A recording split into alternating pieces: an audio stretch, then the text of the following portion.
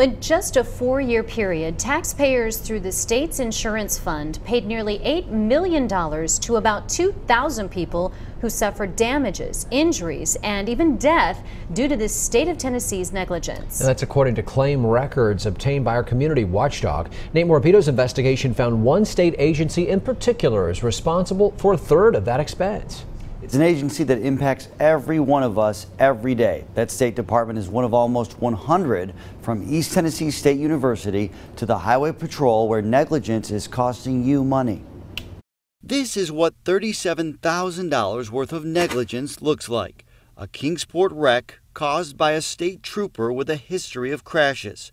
A mistake that sent 2 men to the hospital, one with an injury to his head. In worst-case scenarios, negligence also looks like this: a $155,000 payout after a middle-aged man with a disability at the former Greene Valley Developmental Center fell and died. Failures like these by the state of Tennessee result in payouts as low as a couple dollars to as high as the state-allowed maximum of $300,000. State records show almost 3 of the nearly $8 million worth of those claims paid out by the state's insurance stem from the Tennessee Department of Transportation. Quite frankly, I'm surprised it's not more. $600,000 alone after claim records show a TDOT driver sideswiped this motorcycle in Hamilton County and sent the 2 people on board into the air.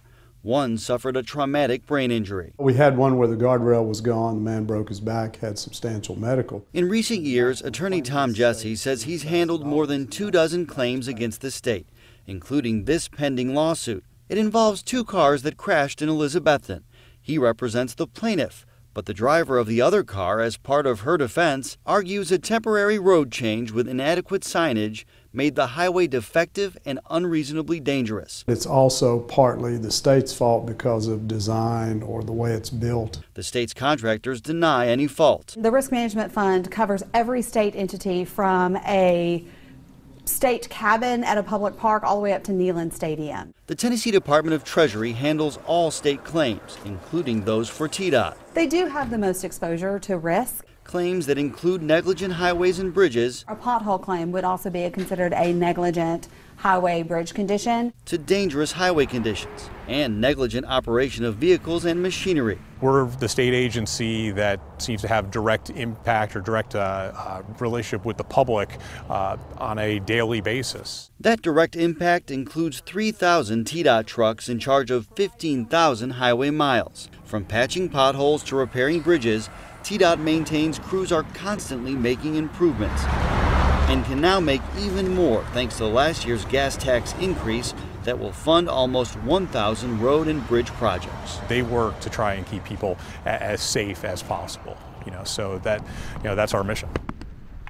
When you compare TDOT to the Virginia Department of Transportation, records show the volunteer state actually has fewer expensive claims, $2.8 million since 2014 here compared to $4.4 million in the Commonwealth. Tennessee's Risk Management Office reports it's added multiple safety programs in an attempt to reduce liability, including adding safety officers within TDOT. Nate, have you found that state employees are being held responsible or being disciplined in any way when the state's found negligent? It's interesting because that's really up to each agency, and we did look into that. For example, state records show 2 of the employees involved in the situation there at Greene Valley lost their jobs as a result of the man's fall and death. However, we learned in another case near Chattanooga, a state trooper is still working today after admitting in 2016 he didn't notice a man on a motorcycle before it was too late, crashing into him and killing the man. According to state records, the state paid his family $275,000. And by the way, Josh, right now I'm on WJHL's Facebook page, doing Facebook Live, answer any of the viewers' questions about this investigation. All right, Nate, thank you. And I know you've done the work to make it easy. If you feel like you've suffered damages due to the state's negligence, Nate's provided a step-by-step instruction list for you how you can file a claim on WJHL.com. While you are there, you can also search the database to find out which claims cost the most and which ones hit close to home.